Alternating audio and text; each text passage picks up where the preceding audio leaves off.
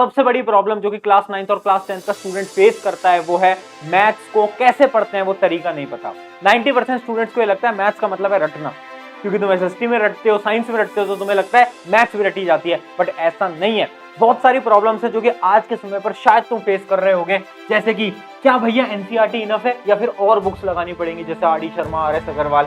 भैया क्या previous year question जरूरी है? भैया क्वेश्चन सॉल्व नहीं हो पाते हैं। बहुत बार तुमसे होता होगा कि क्लास के दौरान तो तुम क्वेश्चन सॉल्व कर लेते होगे, बट जब तुम घर में आते हो तो वही क्वेश्चन तुमसे सॉल्व नहीं हो पाता, या फिर एक नया क्वेश्चन तुम सोच नहीं पाते कि इस क्वेश्चन के बारे में सोचा कैसे जाए, या फिर फॉर्मूला याद नहीं होते। कि जितनी भी प्रॉब्लम्स है ना, जितनी बड़ी बड़ी प्रॉब्लम्स है मैथ से रिलेटेड, आज एक वीडियो के अंदर इन सारी प्रॉब्लम्स को समाप्त करते हैं। सो हाय एवरीवन, मेरा नाम है Prashant, mentor of thousands of students, और ये है हमारा क्लास 9th और क्लास 10th का चैनल। देखो यार, आज की वीडियो इंपॉर्टेंट है। तुम सभी का एक डाउट था कि भैया मैथ्स कैसे पढ़ी जाए, ये बताओ यार। मैथ्स बहुत हमसे हो ही नहीं पा रही। मैथ्स के लिए एक ऐसी स्ट्रेटेजी लेकर आया हूं, जितने भी पॉइंट्स यहाँ पर लिखे हैं ना, ये सारे तो कवर कर ही लूंगा। अगर तुम्हें मैथ्स में कोई भी डाउट आता है ना, तो वो डाउट भी कैसे सॉल्व करना है, वो सारी चीजें एक वीडियो के अंदर कवर हो जाएंगी। बट सबसे पहला पॉइंट, मैथ्स एक कन्या की तरह है। मैथ्स कन्या मतलब लड़की की तरह। क्यों? जैसे कि अगर आप कन्या को टाइम नहीं दोगे, लड़की को टाइम नहीं दोगे, तो आपसे शायद वो नाराज हो जाएगी। सेम आपकी मैथ्स होती है। अगर आप मैथ्स को टाइम देने को मेरे भाई तैयार नहीं हो, अगर तुम बोल रहे हो कि भैया यार हमें तो कुछ ऐसी स्ट्रेटेजी बता दो कि मैथ्स में 2 दिन में सीख जाऊं, नहीं होगा। मैथ्स में नंबर नहीं आएंगे। मैथ्स को टाइम देना पड़ेगा, प्रैक्टिस करनी पड़ेगी। बट भैया कैसे प्रैक्टिस करें? तो बता रहा हूं सारी चीजों को ध्यान से सुनना और नोट करते चलना। और फिर से बोल रहा हूं, ये तुम्हारे प्रशांत भैया की वीडियो है, तो खाना खाते टाइम इसे ना देखें। एक नोटबुक पेन लेकर आ जाओ, इंपॉर्टेंट जो भी लगता है उसको नोट कर लेना, वरना कोई दिक्कत नहीं है। चलो, सबसे पहले मैं क्या करता हूं, तुम्हारी एक मदद करता हूं। तुम क्लास 9th या फिर क्लास 10th के एक स्टूडेंट हो गए, तो तुम्हारे लिए मैंने क्या करा है, पूरी मैथ्स को तोड़ दिया है, पूरी मैथ्स को खोल दिया है, ताकि तुम्हारे लिए आसानी हो। मैंने 3 पार्ट्स में पूरी मैथ्स को खोल दिया है। क्या? कुछ चैप्टर्स हमारे होते हैं इजी पोर्शंस, आसान वाले। कुछ होते हैं हमारे मॉडरेट पोर्शंस। मॉडरेट पोर्शंस कौन से होते हैं? जिन थोड़े से टफ होते हैं, हमें उसमें थोड़ी प्रैक्टिस करनी पड़ती है। और कुछ टॉपिक्स होते हैं जिनके अंदर प्रैक्टिस बहुत ज्यादा करनी पड़ती है। तो याद रखना, जितने भी इजी चैप्टर की आज मैं तुम्हें लिस्ट दूंगा, जितने भी इजी चैप्टर्स हैं, वो अगर तुम एनसीईआरटी से भी पढ़ोगे तो भी इनफ होगा। जितने मॉडरेट चैप्टर हैं, उनको तुम अगर एक्स्ट्रा किताबों से पढ़ोगे तो इनफ होगा। और जो प्रैक्टिस वाले चैप्टर हैं, उनके लिए तुम्हें कुछ किताबें लगानी पड़ेंगी, जैसे कि R D Sharma, R S Agarwal, वहां से तुम्हें प्रैक्टिस करनी पड़ेगी। तो सारी चीजें मैं तुम्हारे लिए आज लेकर आ गया हूं। चैप्टर का बायरफिकेशन पूरा लेकर आ गया हूं, तुम्हें दिखाता हूं। सबसे पहले हम बात कर रहे हैं क्लास 10th की। क्लास 10th के स्टूडेंट, क्लास 9th की भी बात करूंगा इसी वीडियो के अंदर। क्लास 10th के स्टूडेंट इसको नोट कर लेना। अगर नोट नहीं कर पा रहे हो तो टेलीग्राम पे इसकी पूरी पीडीएफ आज रात तक आ जाएगी। तो इजी पोर्शंस में आपके सारे हैं, real number, stats, probability, area of circle. बहुत सारे बच्चे पूछ रहे होंगे, भैया हम सीबीएसई बोर्ड के, हम आईसीएसई बोर्ड के, हम एसएससी बोर्ड के, हम और किसी बोर्ड के हैं, तो क्या ये स्ट्रेटेजी हमारे लिए भी है? हाँ, तुम्हारे लिए भी है। पता है क्यों? क्योंकि मैं इसके अंदर सारे चैप्टर्स लेकर आया हूं। मैं यहाँ पर केवल सीबीएसई वाले मैथ्स के चैप्टर नहीं लेकर आया हूं, मैं यहाँ पर सारे चैप्टर लेकर आया हूं। तो तुम अपने सिलेबस के अकॉर्डिंग देख लेना कि कौन सा चैप्टर तुम्हारे सिलेबस के अंदर है, कौन सा नहीं है। क्योंकि कुछ चैप्टर ऐसे भी होंगे जो कि सीबीएसई के सिलेबस के अंदर नहीं होंगे, तो डरने की बात नहीं है। मैं सारे चैप्टर्स का स्टैट्स लेकर आया हूं। जैसे कि सारे चैप्टर हैं जो तुम्हारे क्लास 10th के अंदर इजी पोर्शंस के अंदर आते हैं। ये चैप्टर्स आसान होते हैं, इनके अंदर अगर तुम थोड़ी बहुत प्रैक्टिस भी करोगे तो भी काम चलेगा। अब ये रहा हमारा मॉडरेट पोर्शन। इन पोर्शंस की तुम्हें प्रैक्टिस करने की जरूरत पड़ेगी, ये केवल एनसीईआरटी से नहीं होगा। अभी प्रैक्टिस कहां से करनी है वो सारी चीज मैं बता दूंगा। ये सारे चैप्टर्स हैं, polynomial, pair of equation, quadratic, coordinate geometry, some application of trigonometry. कुछ चैप्टर ऐसे भी होंगे जो कि शायद सीबीएसई के सिलेबस में ना हो, शायद आईसीएसई के सिलेबस में ना हो, वो तुम अपने अकॉर्डिंग देख लेना। मैं सारे चैप्टर्स को उठाकर लिया हूं ताकि तुम्हारे लिए आसानी रहे। उसके अलावा हमारे जो टाइम टेकिंग पोर्शन है वो है, ऑब्वियस सी बात है, ट्राइंगल, सर्कल, ट्रिग्नोमेट्री और एपी। ये आपको पता ही है कि ट्राइंगल, ट्रिग्नोमेट्री में कितना आपको टाइम लगता है। तो ये सारे मैंने आपको चैप्टर्स बता दिए क्लास 10th वालों को। अभी मैं दिखा देता हूं क्लास 9th वालों के लिए इजी पोर्शंस हमारे ये होने वाले हैं। इसकी पूरी पीडीएफ टेलीग्राम पे मिलेगी, तो यार आराम से वहां से डाउनलोड कर लेना। अभी नोट करना है तो तुम देख सकते हो। ये हमारा इजी हो गया। और ये हमारा क्या है, टाइम टेकिंग। टाइम टेकिंग वालों में हमें प्रैक्टिस करनी पड़ेगी। कहां से प्रैक्टिस करेंगे वो भी बताऊंगा, बट मेजरली प्रैक्टिस हमें R D Sharma, R S Agarwal से करनी होती है। चलो आगे बढ़ते हैं फटाफट से। आगे हमारे रिसोर्सेस। भैया पढ़ना तो है, बट पढ़े कहां से, बड़ी बड़ी दुविधा है। प्रैक्टिस कहां से की जाए, अभी समझाऊंगा। चीजों को ध्यान से सुनना। ऐसी वीडियो YouTube पे तुम्हें नहीं देखने को मिलने वाली जहां पर पूरी डिटेल में तुम्हें समझाया गया हो। देखो, सबसे पहले हमें एनसीईआरटी को पकड़ लेना है, एनसीईआरटी को उठाना है, ढंग से पढ़ना है, रीड नहीं करना, समझना है और प्रैक्टिस करना है। एनसीईआरटी में क्या पढ़ोगे? एनसीईआरटी में पढ़ोगे एग्जाम्पल।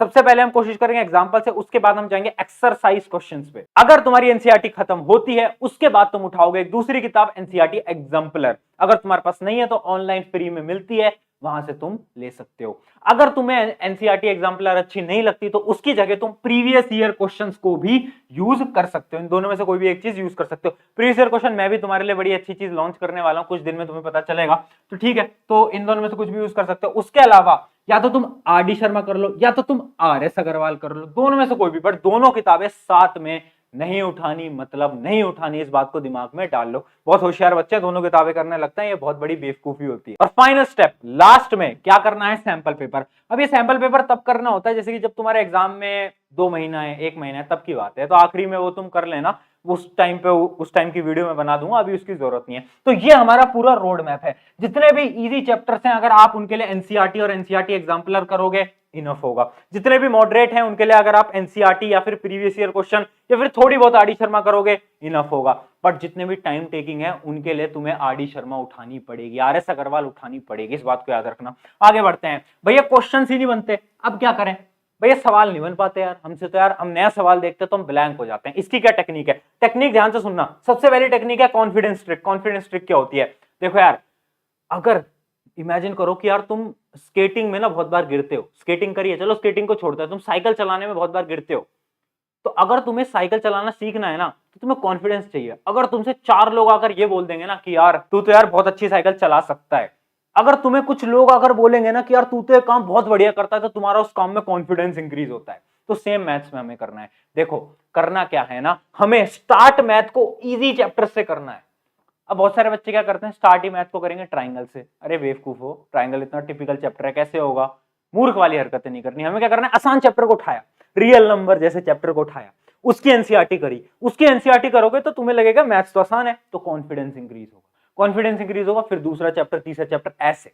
स्टार्ट हार्ड से नहीं करना, स्टार्ट आसान से करना है, तभी जाकर कॉन्फिडेंस आएगा और क्वेश्चन बनना शुरू हो जाएंगे। अगली टेक्निक क्या है? रटना नहीं होता, ये चीज मैं स्टार्टिंग में बता चुका हूं। अगली टेक्निक, सोल्यूशन मत देखना, सोल्यूशन नहीं देखना। बहुत सारे बच्चे मैं देखा मैथ्स कैसे पढ़ते हैं, भैया वन में आर.डी. शर्मा खोल लेता हूं, क्वेश्चन देखता हूं और उसमें उसका सोल्यूशन होता है, उसको पढ़ लेता हूं।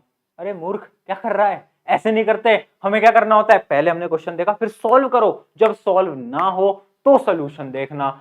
क्या बेवकूफी वाली हरकतें करते हो। और लास्ट मेथड, एनालाइज करो। मतलब बहुत बार सवाल तुमसे सॉल्व नहीं हो पाया, फिर तुमने सोल्यूशन देखा, तो सोल्यूशन को एनालाइज करो कि यार मैंने क्या सोचा था और बुक में क्या लिखा है, मैंने कहां पर गलती करी, क्या मुझे फॉर्मूला आता था, अगर फॉर्मूला आता था तो कॉन्सेप्ट में मैंने क्या नहीं समझा था। एनालाइज करना इंपॉर्टेंट है। ये सारे स्टेप्स मैंने आपको बता दिए। क्वेश्चन अगर नहीं बनते तो यहां से बनना स्टार्ट हो जाएंगे। और लास्ट हमारा मेथड है फॉर्मूला बुकलेट। अब देखो फॉर्मूला अगर याद नहीं होते तो फॉर्मूला बुकलेट बहुत इंपॉर्टेंट है, जो कि मैंने EXP की टीम ने फ्री में अवेलेबल करवा रखी है, जो कि टेलीग्राम पे आपको मिल जाएगी। थोड़ा सा टेलीग्राम को स्क्रॉल करना, ऊपर आपको बुकलेट मिल जाएगी। बहुत शानदार बुकलेट है, फ्री में हमने सबको दे रखी है।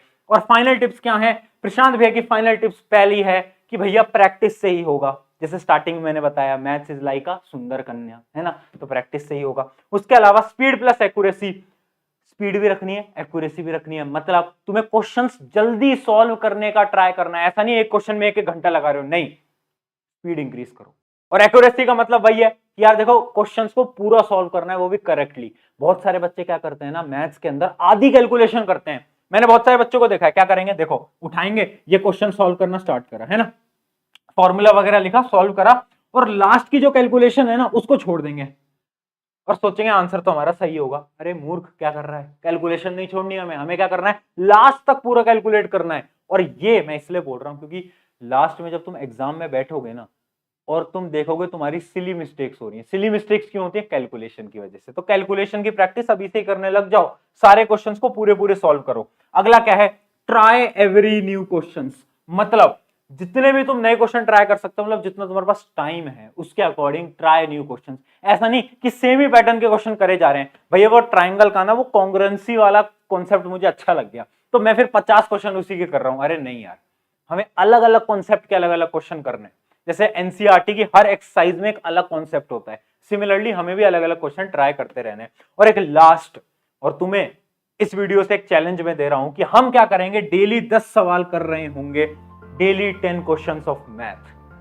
चाहे उसमें फिर तुम्हें आधा घंटा लगे, 15 मिनट लगे, 1 घंटा लगे, मुझे नहीं पता, बट डेली 10 क्वेश्चन हम मैथ के करेंगे। क्या तुम तैयार हो इस 10 क्वेश्चन को करने के लिए? तो आज कमेंट में करना कि हाँ भैया 10 क्वेश्चन डेली मैं करूंगा यार अब से मैथ का। अगर तुम्हारी मैथ्स वीक है, अगर मैथ्स अच्छे तो कोई दिक्कत ही नहीं है, और तुम्हारी मैथ्स वीक है तो डेली 10 सवाल ट्राई करेंगे हम मैथ्स के, हर रोज आज से 1 महीने तक हमें करना है। 1 महीने तुम देखोगे मैथ्स में तुम महारत हासिल कर लोगे और फिर 100 नंबर लाने से भी तुम्हें कोई नहीं रोक पाएगा। तो ये थी हमारी मैथ्स की टेक्निक। सारी चीजें तुम्हें टेलीग्राम पे मिल जाएंगी, सारी चीजें तुम्हें समझा दी है एक शॉर्ट वीडियो के अंदर, तुम्हें जल्दी से जल्दी समझाने की कोशिश करी है एंड रिसोर्सेज तुम्हें सारे फ्री में दे दिए हैं। तो ऐसी मदद हम करते रहेंगे। वीडियो अच्छी लगी है तो मैं ये तो कभी बोलूंगा नहीं कि चैनल को सब्सक्राइब करो, बट मैं हाँ ये जरूर बोलूंगा कि अपने एक मित्र के साथ इस वीडियो को शेयर कर दो जिसको मैथ्स नहीं आते, जिसको मैथ्स में डर लगता है। अगर तुम्हारा कोई स्टूडेंट है, तुम्हारा कोई दोस्त है 9th या 10th वाला, उसको समझ नहीं आता मैथ्स में, तो यार उसको शेयर करो। प्रशांत भैया ने एक टेक्निक बता दी है पूरी, इसको फॉलो कर, मैथ्स में 100 में से 100 नंबर पक्का है। ऑन दिस नोट शुक्रिया एवरीवन, मिलते हैं नेक्स्ट वीडियो में।